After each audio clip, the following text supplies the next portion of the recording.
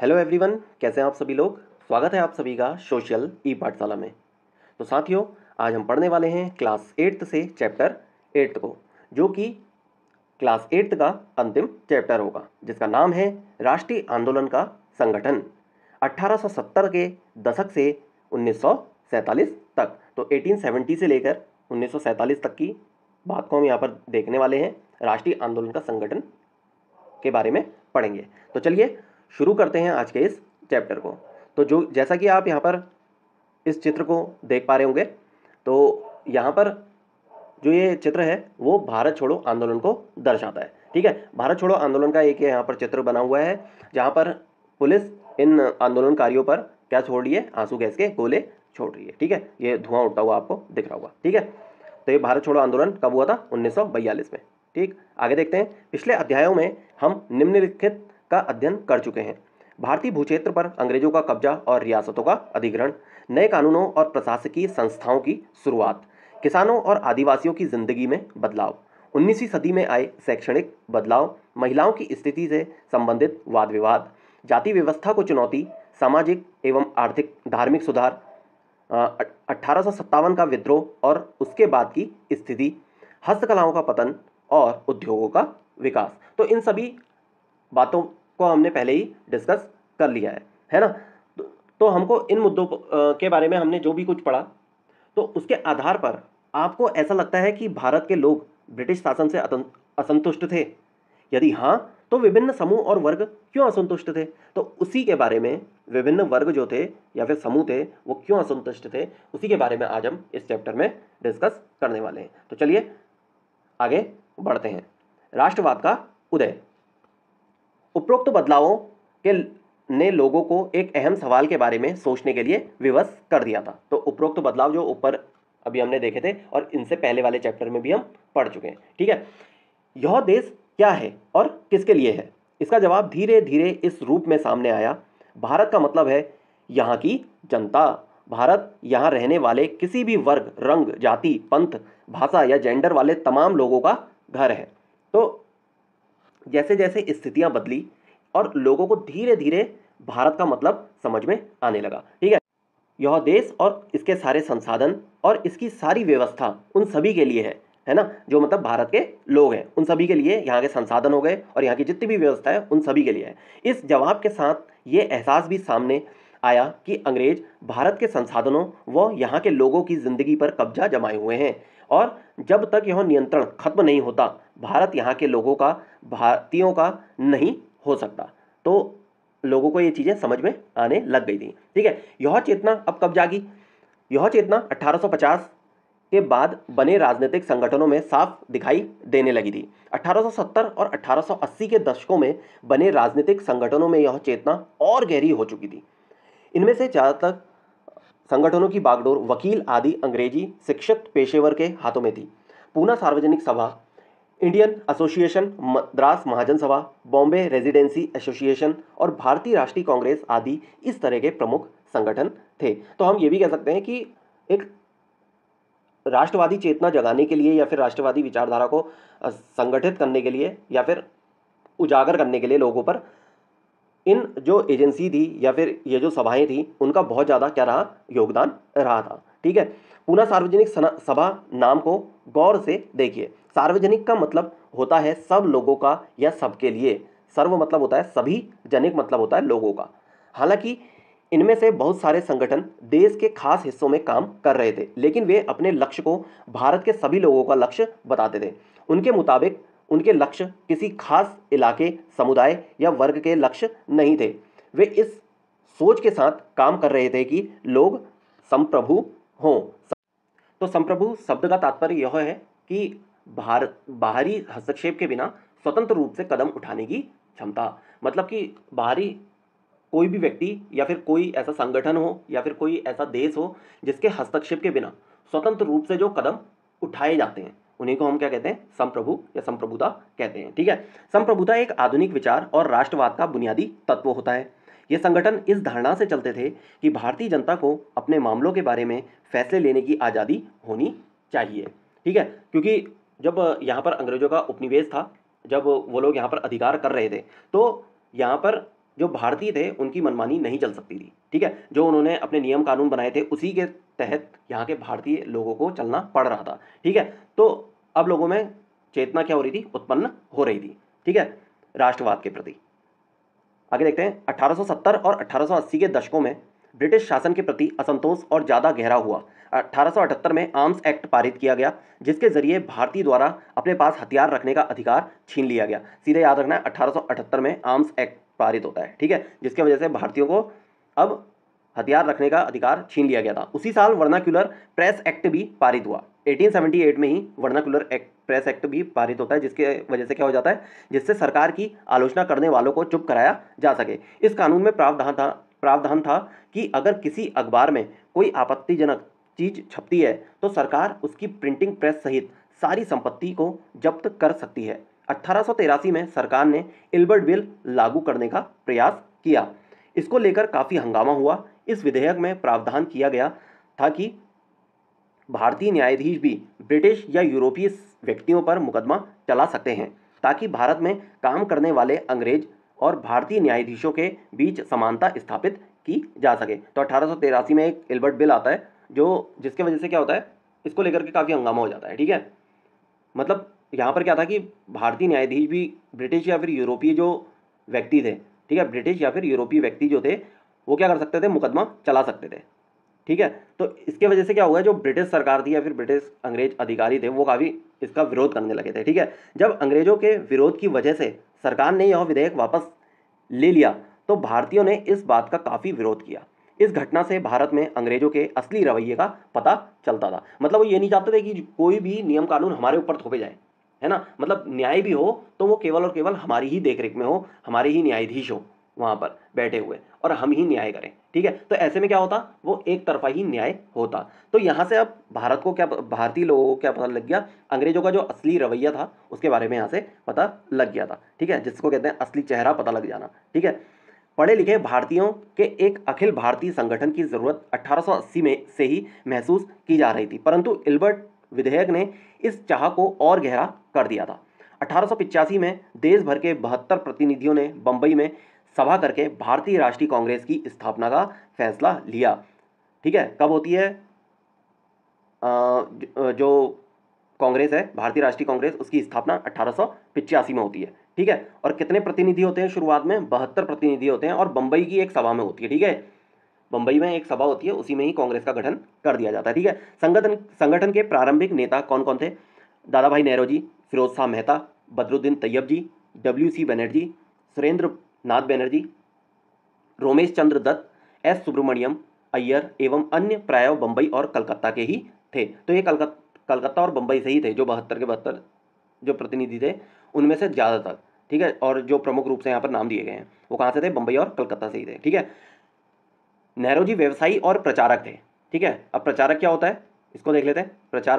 प्रचारक एक ऐसा व्यक्ति जो सूचनाओं के प्रसार, रिपोर्ट्स, बैठकों में भाषण आदि के जरिए किसी खास विचार का प्रचार प्रसार करता है, ठीक है। प्रचारक वही कहलाता है जो अपनी एक विचार को दूसरों तक फैला रहा है या फिर उसको और ज़्यादा प्रसारित कर रहा है, ठीक है।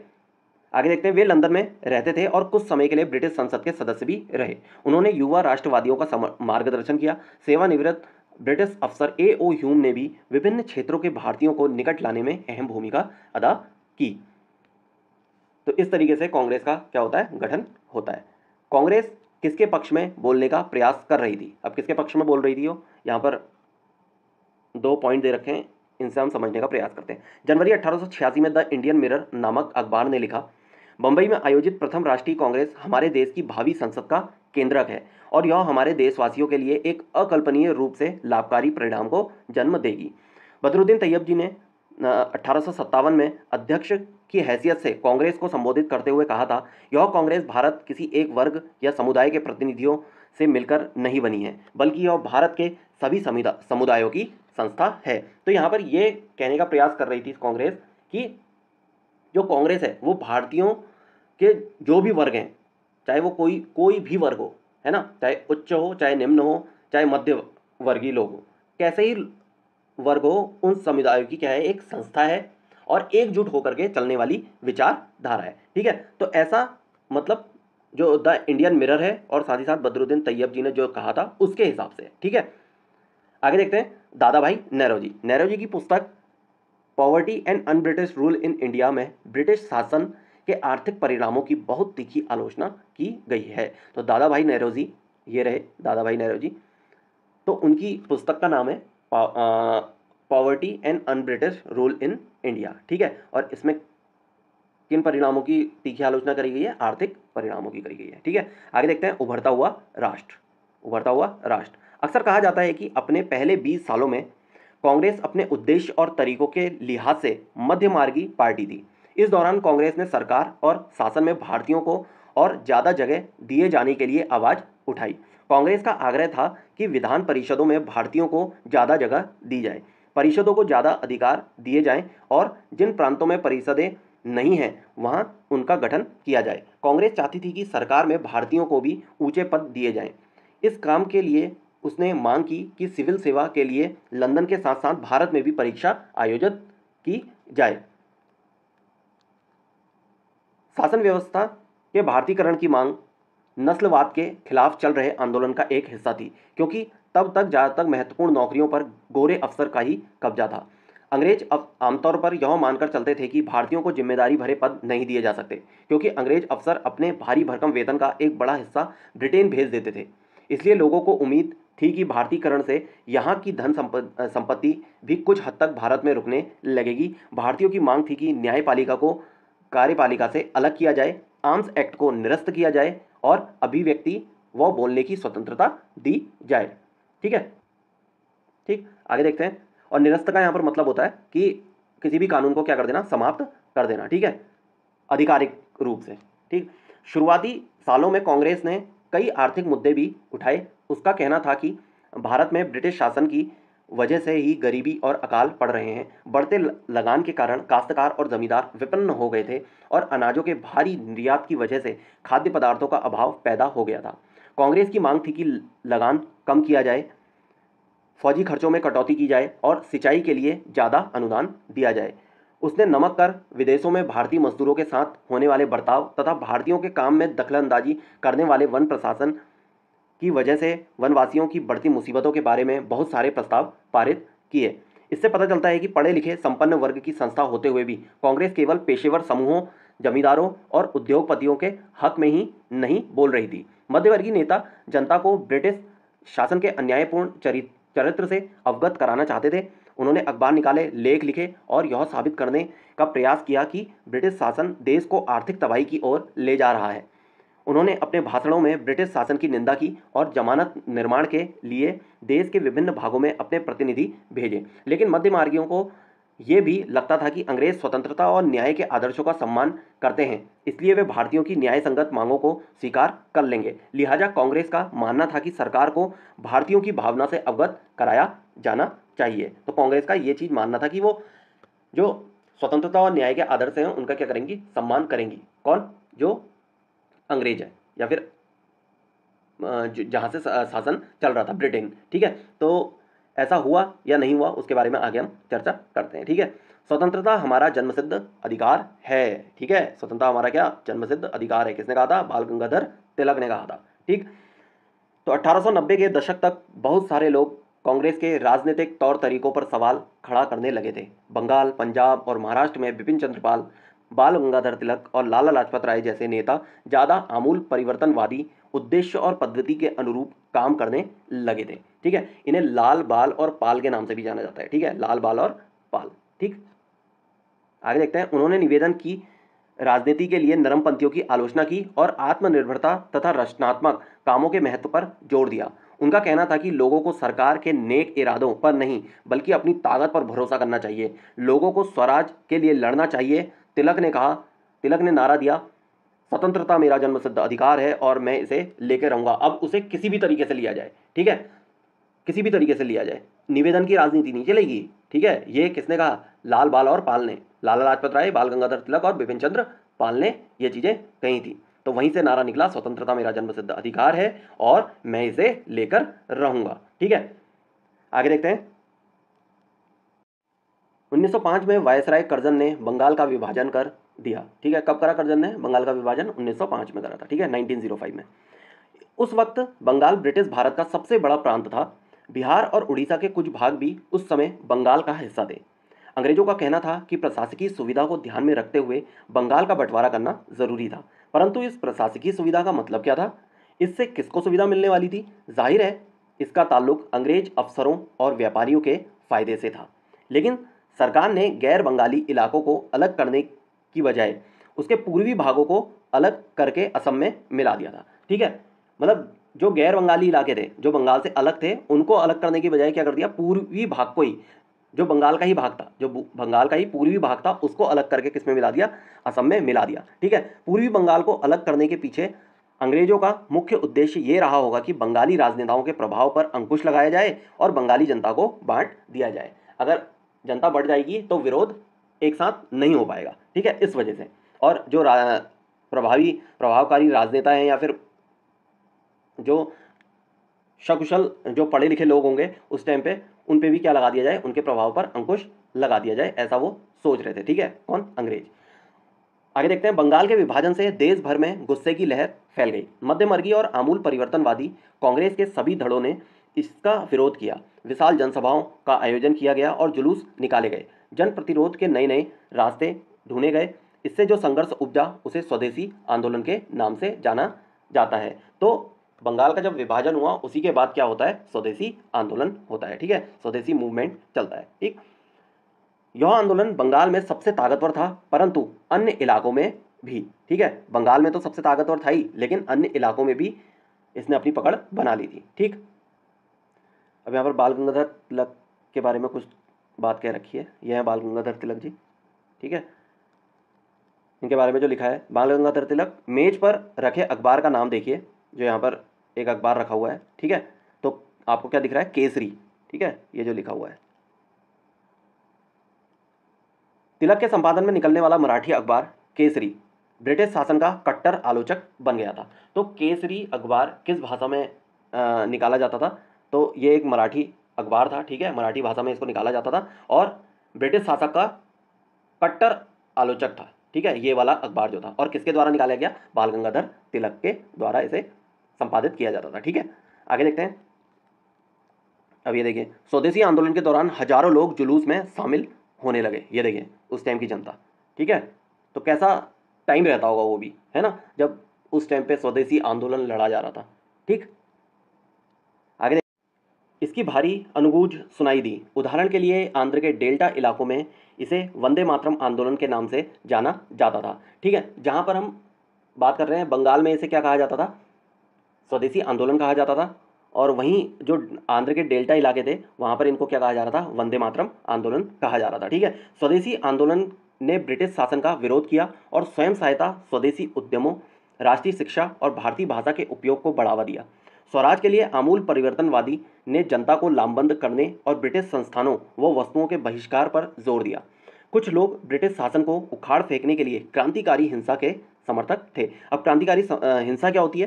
क्रांतिकारी हिंसा मतलब होता है समाज में कुछ आमूल बदलाव, कुछ छोटे छोटे बदलाव लाने के लिए हिंसा का उपयोग करना। ठीक है, तो आमूल बदलावों को लाने के लिए जो हिंसा की जाती है उसे ही हम क्या कहते हैं? क्रांतिकारी हिंसा कहते हैं। तो ब्रिटिश शासन को उखाड़ फेंकने के लिए कुछ लोग इसके भी क्या हो गए थे? समर्थक हो गए थे। ठीक है, 20वीं शताब्दी के प्रारंभिक दशकों में कई दूसरे महत्वपूर्ण घटनाएं भी घटी। 1906 में मुस्लिम जमींदारों और नवाबों के एक समूह ने ढाका में ऑल इंडिया मुस्लिम लीग का गठन किया। लीग ने बंगाल विभाजन का समर्थन किया। लीग की मांग थी कि मुसलमानों के लिए अलग निर्वाचिका की व्यवस्था की जाए। 1909 में सरकार ने यह मांग मान ली। जब क्या आता है? लॉर्ड मिंटो नियम आता है एक। ठीक है, तो 1909 में ही आता है। तो तब ये क्या होती है? अलग से निर्वाचिका व्यवस्था जो होती है मुसलमानों के लिए, वो मान ली जाती है। ठीक है, आपको याद रखना है, लॉर्ड मिंटो वाला। ठीक, अब परिषदों में कुछ सीटें मुसलमानों उम्मीदवारों के लिए आरक्षित कर दी गई, जिन्हें मुस्लिम मतदाताओं द्वारा ही चुनकर भेजा जाना था।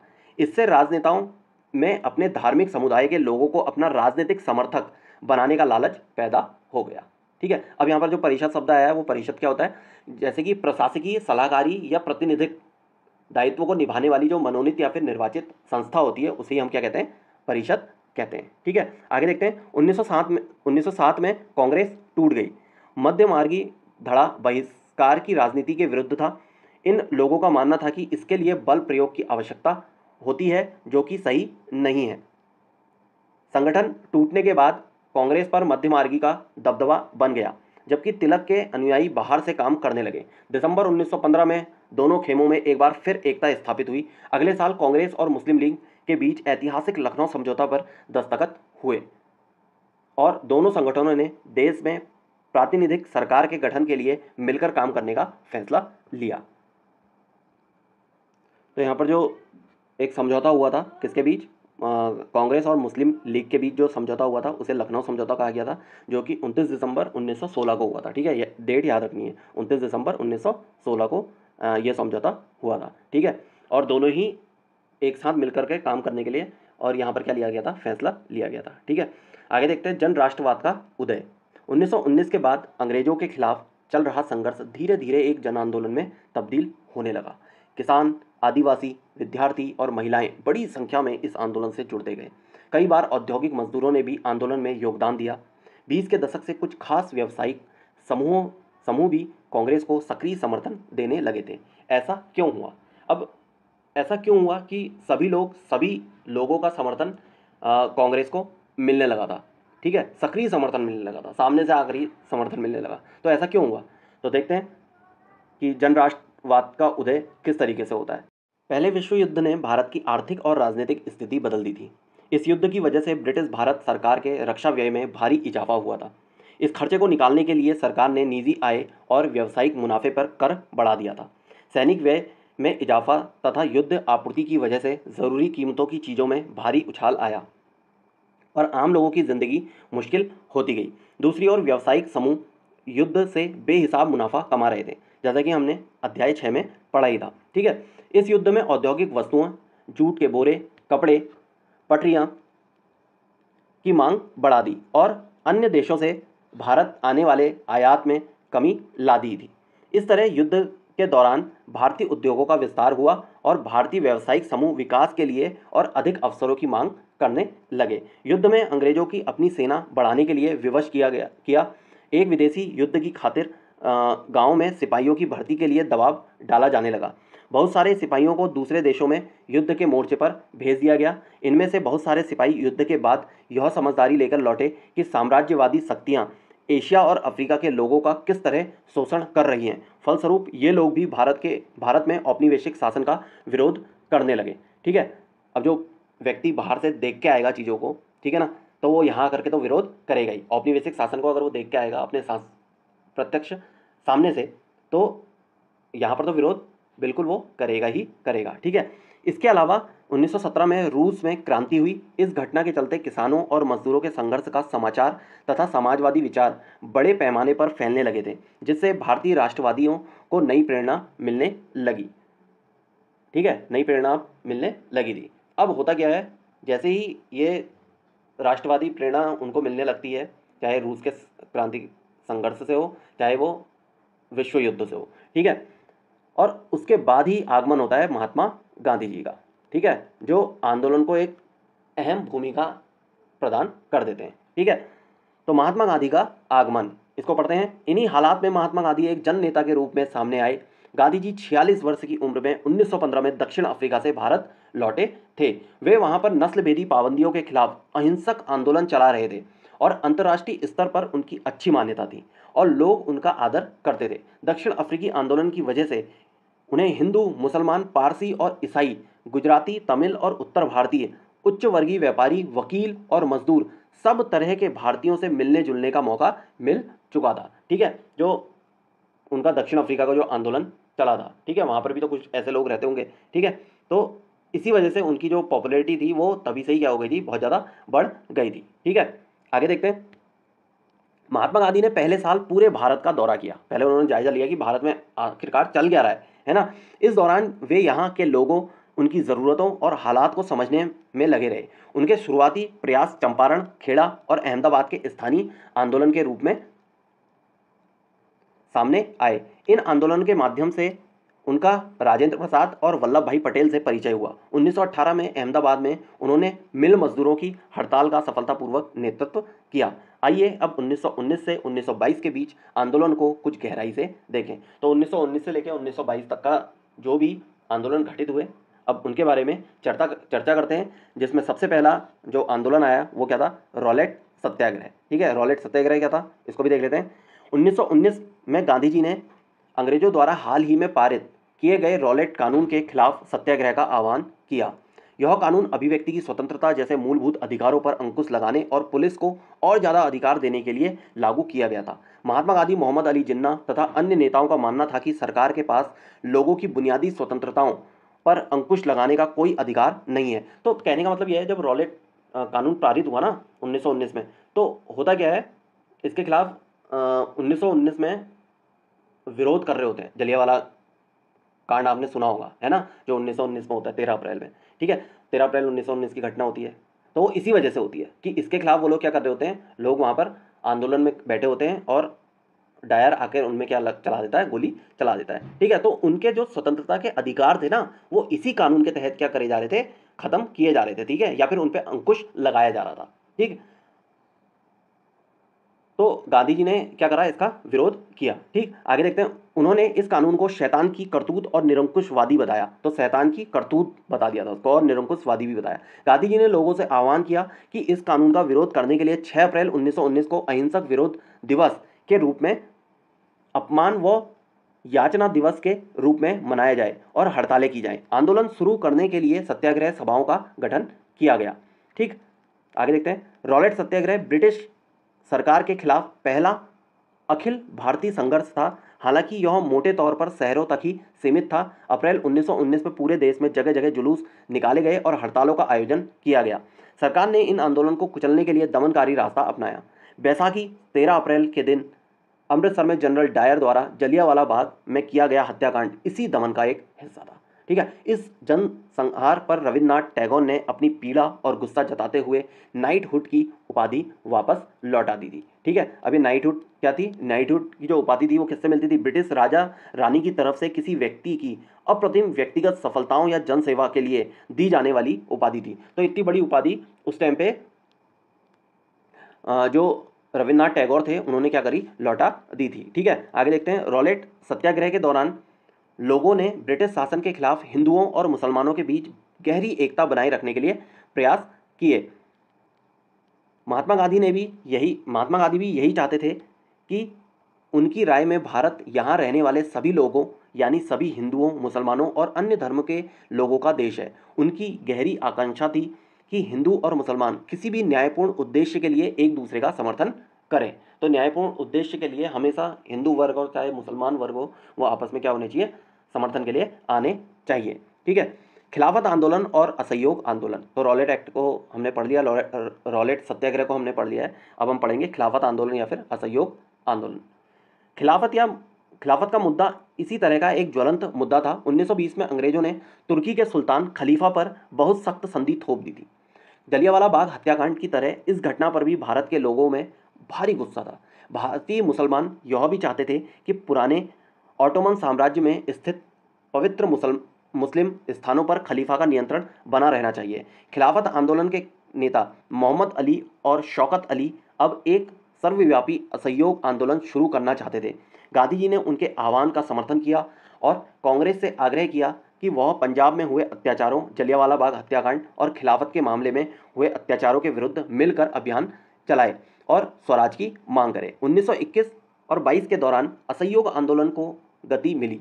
हजारों विद्यार्थियों ने सरकारी स्कूल कॉलेज छोड़ दिए। मोतीलाल नेहरू, सी.आर. दास, सी राजगोपालाचार्य और आसफ अली जैसे बहुत सारे वकीलों ने वकालत छोड़ दी। उन्होंने उन अंग्रेजों द्वारा दी गई उपाधियों को वापस लौटा दिया गया और विधानमंडलों का बहिष्कार किया गया। जगह जगह लोगों ने विदेशी कपड़ों को होली जलाई। 1920 से 1922 के बीच विदेशी कपड़ों के आयात पर भारी गिरावट आ गई, परंतु यह तो आने वाले तूफानों की सिर्फ एक झलक थी। देश के ज़्यादातर हिस्से एक भारी विद्रोह के मुहाने पर खड़े थे। ये तो कुछ ही जगह पर चल रहा था ना, अभी पूरे देश में तो विस्फोट होना बाकी था लोगों के गुस्सों का। ठीक है, तो सभी के सब एक मुहाने पे खड़े थे। ठीक है, भारी विद्रोह के मुहाने पे। ठीक, आगे देखते हैं। लोगों की पहलकदमी। कई जगहों पर लोगों ने ब्रिटिश शासन का अहिंसक विरोध किया, लेकिन कई स्थानों पर विभिन्न वर्गों और समूहों ने गांधी जी के आह्वान के अपने हिसाब से अर्थ निकाले और इस तरह के रास्ते अपनाए जो गांधी जी के विचारों से मेल नहीं खाते थे। सभी जगह लोगों ने अपने आंदोलन को स्थानीय मुद्दे के साथ जोड़कर आगे बढ़ाया। आइए ऐसे कुछ उदाहरणों पर विचार करें। तो ये देखते हैं उदाहरण क्या थे। खेड़ा, गुजरात में पाटीदार किसानों ने अंग्रेजों द्वारा थोप दिए गए भारी लगान के खिलाफ अहिंसक अभियान चलाया। तटीय आंध्र प्रदेश और तमिलनाडु के भीतरी भागों में शराब की दुकानों की घेराबंदी की गई। आंध्र प्रदेश के गुंटूर जिले में आदिवासी और गरीब किसानों ने बहुत सारे वन सत्याग्रह किए। इन सत्याग्रहों में कई बार वे चराई शुल्क अदा किए बिना भी अपने जानवरों को जंगल में छोड़ देते थे। उनका विरोध इसलिए था क्योंकि औपनिवेशिक सरकार ने वन संसाधनों पर उनके अधिकारों को बहुत सीमित कर दिया था। मतलब वन संपदाएं हमारी थी और अधिकार कौन कर रहा था? औपनिवेशिक लोग कर रहे थे या ब्रिटिशर्स कर रहे थे। ठीक है, तो अधिकार जो थे वो क्या कर दिए थे? बिल्कुल सीमित कर दिए थे जो भारतीय लोग थे उनके। ठीक है, तो इसी वजह से लोगों में क्या हो रहा था? गुस्सा फूटकर निकल रहा था। ठीक है, उन्हें यकीन था कि गांधी जी उन पर लगे कर कम करा देंगे और वन कानूनों को खत्म करा देंगे। बहुत सारे वन गांवों में किसानों ने स्वराज का ऐलान कर दिया क्योंकि उन्हें उम्मीद थी कि गांधी राज जल्दी ही स्थापित होने वाला है। ठीक है, सिंध मौजूदा पाकिस्तान में मुस्लिम व्यापारी और किसान खिलाफत के आह्वान पर बहुत उत्साहित थे। बंगाल में भी खिलाफत असहयोग के गठबंधन ने जबरदस्त सांप्रदायिक एकता को जन्म दिया और राष्ट्रीय आंदोलन को एक नई ताकत प्रदान की। पंजाब में सिखों के अकाली आंदोलन ने अंग्रेजों की सहायता से गुरुद्वारों में जमे बैठे भ्रष्ट महंतों को हटाने के लिए आंदोलन चलाया। यह आंदोलन असहयोग आंदोलन से काफी घनिष्ठ रूप से जुड़ा हुआ दिखाई देता है। असम में गांधी महाराज की जय के नारे लगाते हुए चाय बागान मजदूरों ने अपनी तनख्वाह में इजाफे की मांग शुरू कर दी। उन्होंने अंग्रेजी स्वामित्व वाले बागानों की नौकरी छोड़ दी। उनका कहना था कि गांधी जी भी यही चाहते हैं कि उस दौर के बहुत सारे असमिया वैष्णव गीतों में कृष्ण की जगह गांधी राज का यशोगान किया जाने लगा था। तो मतलब गांधी जी की विचारधारा कई लोगों को ऊपर ऐसी पनपी कि कोई अहिंसक रूप से आंदोलन कर रहे थे, कोई हिंसक रूप से आंदोलन कर रहे थे। ठीक है, तो ऐसा प्रभाव गांधी जी का उनके ऊपर आ गया था। तो यहाँ पर एक महंत आया हुआ है। महंत का मतलब होता है कि सिख गुरुद्वारों के धार्मिक कर्ता धर्ता जो थे। ठीक है, तो यहाँ पर जो हटाए गए थे, जो भ्रष्ट महंत थे, उनको हटाने का आंदोलन चला था। ठीक है, तो यहाँ पर महंत शब्द का अर्थ आपको आई होप समझ में आया होगा। ठीक, आगे देखते हैं जनता के महात्मा। इन उदाहरणों के आधार पर हम देख सकते हैं कि कई जगह के लोग गांधी जी को एक तरह का मसीहा, एक ऐसा व्यक्ति मानने लगे थे जो उन्हें मुसीबतों और गरीबों से छुटकारा दिला सकता है। गांधी जी वर्गीय टकराव की बजाय वर्गीय एकता के समर्थक थे। ठीक है, वो एकता चाहते थे जो भी वर्ग हैं, लेकिन परंतु किसानों को लगता था कि गांधी जी जमींदारों के खिलाफ उनके संघर्ष में मदद देंगे। खेतीहर मजदूरों को यकीन था कि गांधी जी उन्हें जमीन दिला देंगे। कई बार आम लोगों ने खुद अपनी उपलब्धियों के लिए भी गांधी जी को ही श्रेय दिया। जो उनकी खुद की उपलब्धियां थी उसमें भी गांधी जी का नाम जोड़ दिया था उन्होंने। ठीक है, उदाहरण के लिए एक शक्तिशाली आंदोलन के बाद संयुक्त प्रांत वर्तमान उत्तर प्रदेश स्थित प्रतापगढ़ के किसानों ने पट्टेदार की गैर कानूनी बेदखली को रुकवाने में सफलता पा ली थी, परंतु उन्हें लगता था कि यह सफलता उन्हें गांधी जी की वजह से मिली है। कई बार गांधी जी का नाम लेकर आदिवासियों और किसानों ने ऐसी कार्रवाई भी की जो गांधीवादी आदर्शों के अनुरूप थी, और गांधीवादी जो आदर्श थे वो क्या थे? अहिंसा के थे, हिंसा के नहीं थे। तो कुछ ऐसा किसानों ने और आदिवासियों ने किया होगा, है ना, जो हिंसा की गई होगी, तो उसमें भी ये लोग किसका नाम लेते थे? गांधी जी का ही नाम लिया करते थे। ठीक है, तो दोनों ही रूप से गांधी का नाम आ रहा था। तो इसी वजह से अब लोगों के अंदर क्या छवि बन गई महात्मा गांधी की? जनता से जो उपजी छवि थी महात्मा गांधी की, वो कैसी थी? ठीक है, जनता से उपजी छवियों में भी महात्मा गांधियों को अक्सर एक दैवी शक्ति के रूप में दिखाया जाता रहा था। इस तस्वीर में वह कृष्ण के सारथी बने हैं, मार्गदर्शन कर रहे हैं। वह अंग्रेजों के खिलाफ युद्ध में अन्य राष्ट्रवादी नेताओं का मार्गदर्शन कर रहे हैं। तो यहाँ पर ये सभी के सब कई राजनेता दिए हुए हैं जो आंदोलनकारी हैं। ठीक है, और ये सारथी के रूप में। ठीक है, गांधी जी। ठीक, आगे देखते हैं 1922 से 1929 की घटनाएं। तो 1922 से 1929 की जो घटनाएं थी उसके बारे में अब यहाँ पर हम पढ़ेंगे। महात्मा गांधी हिंसक आंदोलन के विरुद्ध थे। इसी कारण फरवरी 1922 में जब किसानों की एक भीड़ ने चौरी चौरा पुलिस थाने पर हमला कर उसे जला दिया तो गांधी जी ने अचानक असहयोग आंदोलन वापस ले लिया। उस दिन 22 पुलिस वाले मारे गए। तो 22 पुलिस वाले मारे गए, हिंसक आंदोलन था, इसी वजह से असहयोग आंदोलन गांधी जी ने क्या कर लिया, वापस ले लिया था। ठीक है, किसान इसलिए बेकाबू हो गए थे क्योंकि पुलिस ने उनके शांतिपूर्ण जुलूस पर गोली चला दी थी। तो किसान भी इसीलिए ही बेकाबू हुए थे। ठीक है, असहयोग आंदोलन खत्म होने के बाद गांधी जी के अनुयायी ग्रामीण इलाकों में रचनात्मक कार्य शुरू करने पर जोर देने लगे। चित्तरंजन दास और मोतीलाल नेहरू जैसे अन्य नेताओं की दलील थी कि पार्टी को परिषद चुनावों में हिस्सा लेना चाहिए और परिषद के माध्यम से सरकारी नीतियों को प्रभावित करना चाहिए। 20 के दशक के मध्य में गांवों के किए गए व्यापक सामाजिक कार्यों की बदौलत गांधीवादियों को अपना जनाधार फैलाने में काफ़ी मदद मिली। 1930 में शुरू किए गए सविनय अवज्ञा आंदोलन के लिए यह जनाधार काफ़ी उपयोगी साबित हुआ। तो 1930 में कौन सा आंदोलन घटित हुआ, सविनय अवज्ञा आंदोलन हुआ था। ठीक है, भारतीय कम्युनिस्ट पार्टी और हिंदुओं के संगठन राष्ट्रीय स्वयंसेवक संघ आरएसएस की स्थापना 20 के दशक के मध्य की दो महत्वपूर्ण घटनाएं थी। भारत के भविष्य को लेकर इन पार्टियों की सोच में गहरा फर्क रहा है। उसी दौरान क्रांतिकारी राष्ट्रवादी भगत सिंह भी सक्रिय थे। इस दशक के आखिर में कांग्रेस ने पूर्ण स्वराज का प्रस्ताव पारित किया। जवाहरलाल नेहरू की अध्यक्षता में 1929 में पारित किए गए इस प्रस्ताव के आधार पर 26 जनवरी 1930 को पूरे देश में स्वतंत्रता दिवस मनाया गया। ठीक है, जो क्या रखा गया था, पूर्ण स्वराज का प्रस्ताव रखा गया था। और जवाहरलाल नेहरू ने कब रखा था इसको, अपनी अध्यक्षता में 1929 में पारित किया था। ठीक है, और इसी प्रस्ताव के आधार पर 26 जनवरी 1930 को ही क्या मनाया गया, स्वतंत्रता दिवस मनाया गया था।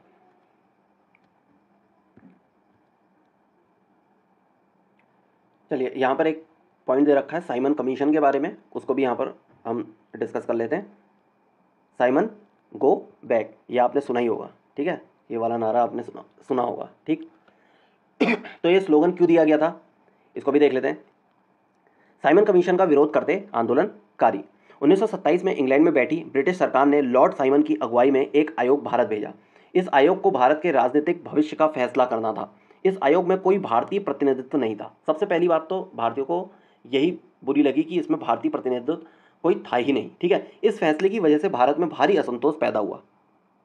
सभी राजनीतिक संगठनों ने भी आयोग के बहिष्कार का फैसला लिया।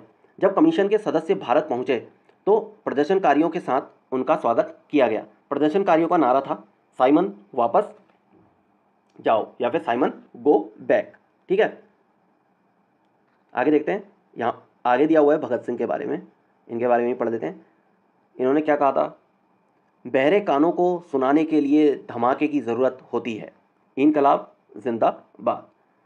भगत सिंह, चंद्रशेखर आज़ाद, सुखदेव और उनके जैसे अन्य क्रांतिकारी राष्ट्रवादी औपनिवेशिक शासन तथा अमीर शोषक वर्गों से लड़ने के लिए मजदूरों और किसानों की क्रांति चाहते थे।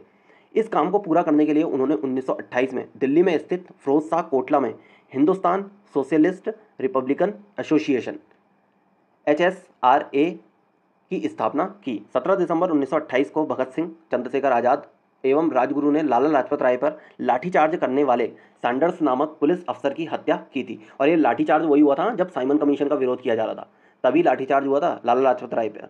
किसने करा था, सैंडर्स ने करा था, और उनकी ही हत्या कर दी थी भगत सिंह ने। ठीक है, इसी लाठीचार्ज के कारण बाद में लाला लाजपत राय की क्या हो गई थी, मृत्यु हो गई थी। ठीक, अपने साथी राष्ट्रवादी B.K. दत्त के साथ भगत सिंह ने 8 अप्रैल 1929 को केंद्रीय विधान परिषद में बम फेंका था। ठीक है, B.K. दत्त मतलब बटुकेश्वर दत्त थे। ठीक है, क्रांतिकारियों ने अपने पर्चे में कहा था कि उनका मकसद किसी की जान लेना नहीं बल्कि बहरों को सुनाना है तथा विदेशी सरकार को उसके द्वारा किए जा रहे भयानक शोषण से अवगत कराना है। भगत सिंह, सुखदेव और राजगुरु को 23 मार्च 1931 को फांसी पर चढ़ा दिया गया। उस समय भगत सिंह की आयु सिर्फ 23 साल थी। मात्र 23 साल में ही उनको क्या कर दिया गया था, फांसी पर चढ़ा दिया गया था। ठीक है, और वो देश के लिए क्या हुए थे, शहीद हुए थे। ठीक, तो इतनी छोटी उम्र में इतना बड़ा नाम और इतना बड़ा कार्य वो करके चले गए थे, जिससे हम सभी को क्या लेनी चाहिए, सीख लेनी चाहिए।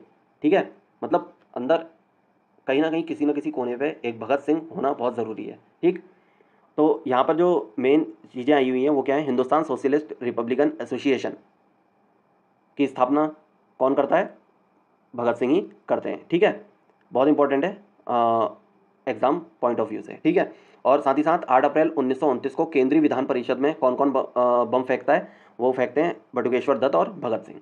ठीक है, तो आपको ये याद रखना है। और इनको फांसी कब हुई थी? 23 मार्च 1931 को हुई थी। ठीक, चलिए आगे देखते हैं दांडी मार्च। अब दांडी मार्च क्या था, इसके बारे में चर्चा करते हैं। पूर्ण स्वराज अपने आप आने वाला नहीं था, इसके लिए लोगों को लड़ाई में उतरना था। 1930 में गांधी जी ने ऐलान किया कि वह नमक कानून तोड़ने के लिए यात्रा निकालेंगे।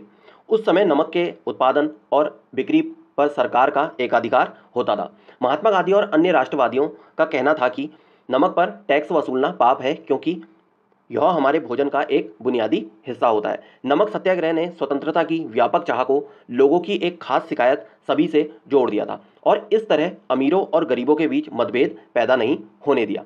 गांधी जी और उनके अनुयायी साबरमती से 240 किलोमीटर दूर स्थित दांडी तट पैदल चलकर गए।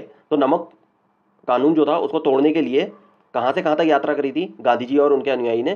साबरमती से लेकर के दांडी तक का। ठीक है, और कितने किलोमीटर की? 240 किलोमीटर की। ठीक, आगे देखते हैं। और वहां उन्होंने तट पर बिखरा नमक इकट्ठा करते हुए नमक कानून का सार्वजनिक रूप से उल्लंघन किया और उन्होंने पानी उबालकर भी नमक बनाया। ठीक है, अब आगे यहाँ पर आगे बढ़ने से पहले एक बॉक्स यहाँ पर दे रखा है, इसको देख लेते हैं।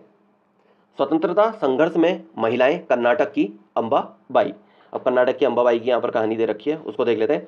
राष्ट्रीय आंदोलन में अलग अलग पृष्ठभूमि वाली बहुत सारी महिलाओं ने हिस्सा लिया। युवा और वृद्ध, अकेली और विवाहित, ग्रामीण और शहरी, रूढ़िवादी और उदारवादी, सभी तरह के माहौल से आने वाली महिलाएं आंदोलन में शामिल हुई। स्वतंत्रता संघर्ष, महिला आंदोलन और स्वयं उनके लिए भी यह हिस्सेदारी बहुत महत्वपूर्ण थी। अंग्रेज अफसरों और भारतीय राष्ट्रवादियों दोनों को लगता था कि महिलाओं की सहभागिता ने राष्ट्रीय संघर्ष को जबरदस्त ताकत दी है। स्वतंत्रता आंदोलन में हिस्सेदारी के कारण महिलाएं घरों से बाहर आने लगी थी। इसने उन्हें विभिन्न व्यवसाय व शासन में जगह दिलाई और पुरुषों के साथ समानता का मार्ग प्रशस्त किया। महिलाओं के लिए सहभागिता का क्या अर्थ था, इसकी सबसे अच्छी अभिव्यक्ति खुद उन्हीं के शब्दों में देखी जा सकती है। कर्नाटक की अंबाबाई का विवाह 12 साल की उम्र में कर दिया गया था। 16 साल की उम्र में वह विधवा हो गई। उन्होंने उडुपी में विदेशी कपड़ों और शराब की दुकानों की घेराबंदी की। उन्हें गिरफ्तार किया गया और सजा दी गई। रिहा होने पर उन्हें दोबारा गिरफ्तार कर लिया गया। सोचिए, 12 साल की उम्र में एक महिला की क्या हो जा रही है? शादी हो जा रही है और 16 ही साल में वो विधवा भी हो जा रही है। और उसके बाद उन्होंने कितने बड़े काम को अपने कंधों पे ले लिया है ना, आंदोलन का।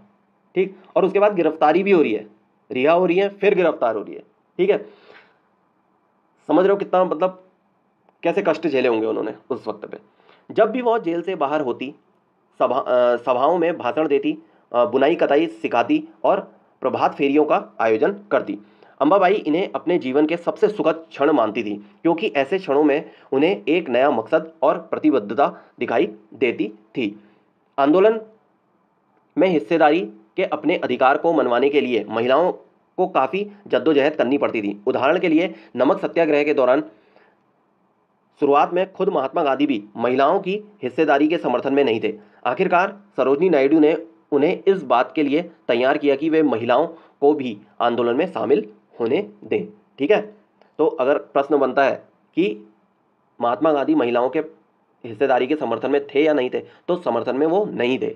तो किसने उनको तैयार किया इस बात के लिए? वो थी सरोजिनी नायडू। ठीक है, ये है देखिए सरोजिनी नायडू और महात्मा गांधी का चित्र यहाँ पर दे रखा है, तो इनके बारे में पढ़ लेते हैं क्या लिखा है। महात्मा गांधी के साथ सरोजिनी नायडू, पेरिस 1931। 1920 के दशक की शुरुआत से ही राष्ट्रीय आंदोलन में सक्रिय सरोजिनी नायडू दांडी यात्रा के मुख्य नेताओं में से एक थी। भारतीय राष्ट्रीय कांग्रेस के अध्यक्ष पद पर पहुंचने वाली वह पहली महिला थी। ठीक है, भारतीय राष्ट्रीय कांग्रेस के अध्यक्ष तक पहुंचने वाली, ठीक है, पहली भारतीय महिला थी। ठीक, पहली भारतीय महिला। वैसे पहली महिला जो बनी थी कांग्रेस की, जो अध्यक्ष थी, वो कौन थी? वो माफ कीजिएगा, एनी बेसेंट थी। ठीक है, कौन थी? एनी बेसेंट थी। ठीक, आगे देखते हैं। तो गांधी जी ने पानी को उबाल कर भी क्या बनाया? नमक बनाया था। ठीक, इस आंदोलन में किसानों, आदिवासियों और महिलाओं ने भी बड़ी संख्या में हिस्सा लिया। नमक के मुद्दे पर एक व्यावसायिक संघ ने पर्चा प्रकाशित किया। सरकार ने शांतिपूर्ण सत्याग्रहों के निर्मम दमन के जरिए आंदोलन को कुचलने का प्रयास किया। हजारों आंदोलनकारियों को जेल में डाल दिया गया। भारतीय जनता के साझा संघर्षों के चलते आखिरकार 1935 के गवर्नमेंट ऑफ इंडिया एक्ट में प्रांतीय स्वायत्ता, अब प्रांतीय स्वायत्तता क्या होती है? संघ के भीतर रहते प्रांतों को तुलनात्मक रूप से स्वतंत्र निर्णय लेने की क्षमता देना। ठीक है, संघ के भीतर रहते प्रांतों को तुलनात्मक रूप से स्वतंत्र निर्णय लेने की क्षमता देना। ठीक है, मतलब कहने का मतलब एक देश है, देश के अंदर जो प्रांत है, ठीक है, प्रांतों को भी क्या लेने देना? स्वतंत्र रूप से एक निर्णय लेने की क्षमता होना, मतलब यही क्या कहलाता है? प्रांतीय स्वायत्ता कहलाती है। ठीक है, खुद की अपनी स्वायत्ता। ठीक, तो प्रांतीय स्वायत्ता का प्रावधान किया गया। ठीक है, जो 1935 का क्या आया? Government India act. ठीक, तो इतने संघर्षों के बाद तो आखिरकार 1935 में गवर्नमेंट इंडिया एक्ट पारित होता है, जिसके तहत प्रांतीय स्वायत्ता का प्रावधान कर दिया जाता है। सरकार ने ऐलान किया कि 1937 में प्रांतीय विधायिकाओं के लिए चुनाव कराए जाएंगे। इन चुनावों के परिणाम आने पर 11 में से 7 प्रांतों में कांग्रेस की सरकार बनी। ठीक है, 11 में से कितने? 7 प्रांतों में। अब यहाँ पे जो प्रांत शब्द आ रहा है उसको राज्य से कनेक्ट करके चलिएगा। ठीक है, जो आज के राज्य हैं उस टाइप से कनेक्ट करते हुए चलिएगा। ठीक, प्रांतीय स्तर पर 2 साल के कांग्रेसी शासन के बाद सितंबर 1939 में दूसरा विश्व युद्ध छिड़ गया। हिटलर के प्रति आलोचनात्मक रवैये के कारण कांग्रेस के नेता ब्रिटेन के युद्ध प्रयासों में मदद देने को तैयार थे। इसके बदले वे चाहते थे कि युद्ध के बाद भारत को स्वतंत्र कर दिया जाए।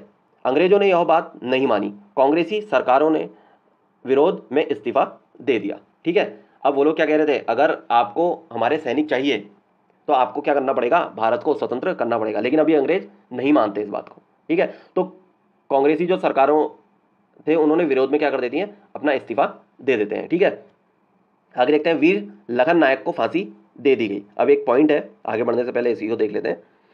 30 के दशक में नवरंगपुर कांग्रेस उड़ीसा के अध्यक्ष बाजी मोहम्मद लिखते हैं, 25 अगस्त 1942 को 19 लोग नवरंगपुर स्थित पंपरंदी में हुई पुलिस फायरिंग में मौके पर ही मारे गए। बहुत सारे लोग बाद में घावों के कारण मर गए। 300 से ज़्यादा घायल हुए। 1000 से ज़्यादा को कोरापुट जिले के जेल में डाल दिया गया। कई को गोली मार दी गई या फांसी पर लटका दिया गया। वीर लखन नायक अंग्रेजों की अवहेलना करने वाले एक विख्यात जनजातीय नेता थे। ठीक है, को भी फांसी पर लटका दिया गया था। बाजी हमें बताते हैं कि लखन नायक अपनी फांसी के बारे में चिंतित नहीं थे, बल्कि उन्हें केवल इस बात का दुख था कि वे स्वतंत्रता का प्रभात नहीं देख पाएंगे। बाजी मोहम्मद ने राष्ट्रीय संघर्षों में शामिल होने के लिए 20,000 लोगों को लामबंद किया था। उन्होंने कई बार सत्याग्रह किया। उन्होंने दूसरे विश्व युद्ध के खिलाफ हुए विरोध को और भारत छोड़ो आंदोलन में हिस्सा लिया तथा कई बार लंबे समय तक जेल में रहे थे। ठीक है, आगे देखते हैं। अब एक यहाँ पर चित्र दे रखा है। यह चित्र है प्रदर्शनकारियों भारत छोड़ो आंदोलन के दौरान का, अगस्त 1942 का। प्रदर्शनकारी हर जगह पुलिस से लोहा ले रहे थे। हजारों लोग गिरफ्तार हुए, 1000 से ज़्यादा मारे गए और असंख्य लोग घायल हुए थे। कब? 1942, भारत छोड़ो आंदोलन के दौरान की बात है। ठीक है, भारत छोड़ो और उसके बाद भारत छोड़ो आंदोलन चला और उसके बाद क्या प्रभाव पड़ा उसको यहाँ पर जानने की कोशिश करेंगे। महात्मा गांधी ने दूसरे विश्व युद्ध के बाद अंग्रेजों के खिलाफ आंदोलन का एक नया चरण शुरू किया। उन्होंने अंग्रेजों को चेतावनी दी कि वे फौरन भारत छोड़ दें। गांधी जी ने भारतीय जनता से आह्वान किया कि वे करो या मरो के सिद्धांत पर चलते हुए अंग्रेजों के विरुद्ध अहिंसक ढंग से संघर्ष करें। ठीक है, ये करो और मरो का जो नारा आया वो गांधी जी के द्वारा ही आया। और कब आया? भारत छोड़ो आंदोलन में ही आया था। ठीक है, गांधी जी और अन्य नेताओं को फौरन जेल में डाल दिया गया। इसके बावजूद यह आंदोलन फैलता गया। किसान और युवा इस आंदोलन में बड़ी संख्या में शामिल हुए। विद्यार्थी अपनी पढ़ाई लिखाई छोड़कर आंदोलन में कूद पड़े। देश भर में संचार तथा राजसत्ता के प्रतीकों पर हमले हुए। बहुत सारे इलाकों में लोगों ने अपनी सरकारों का गठन कर लिया। सबसे पहले अंग्रेजों ने बर्बर दमन का रास्ता अपनाया।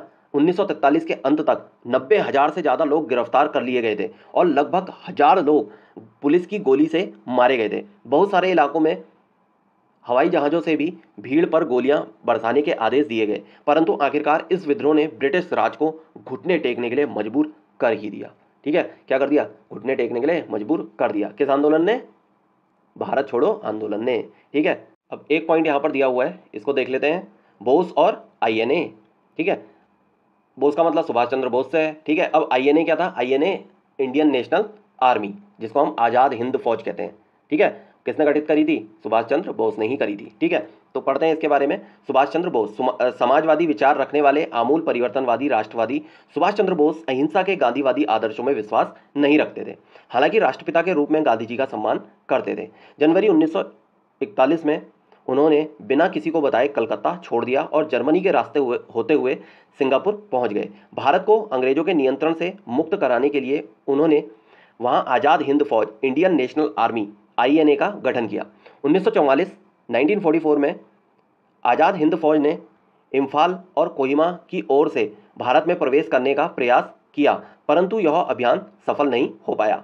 INA के सदस्यों को कैद कर लिया गया और उन पर मुकदमा चलाए गए। देश भर में तमाम तरह के लोगों ने आज़ाद हिंद फौज के सिपाहियों पर चलाए गए मुकदमों के खिलाफ चले संघर्षों में हिस्सा भी लिया। ठीक है, तो इंपॉर्टेंट जो बात है वो क्या है कि सुभाष चंद्र बोस के द्वारा INA की स्थापना कहाँ की जाती है?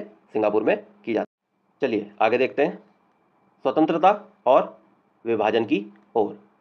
अब भारत कहाँ को बढ़ रहा था? स्वतंत्रता की ओर और विभाजन की ओर। ठीक है, 1940 में मुस्लिम लीग ने देश के पश्चिमोत्तर तथा पूर्वी क्षेत्रों में मुसलमानों के लिए स्वतंत्र राज्यों की मांग करते हुए एक प्रस्ताव पारित किया। इस प्रस्ताव में विभाजन या पाकिस्तान का जिक्र नहीं था। मुस्लिम लीग ने उपमहाद्वीपों के मुसलमानों के लिए स्वायत्त व्यवस्था की मांग क्यों की थी? 1930 के दशक के आखिरी सालों से लीग मुसलमानों और हिंदुओं को अलग अलग राष्ट्र मानने लगी थी। इस विचार तक पहुंचने में 20 और 30 के दशकों में हिंदू और मुसलमानों के कुछ संगठनों के बीच हुए तनावों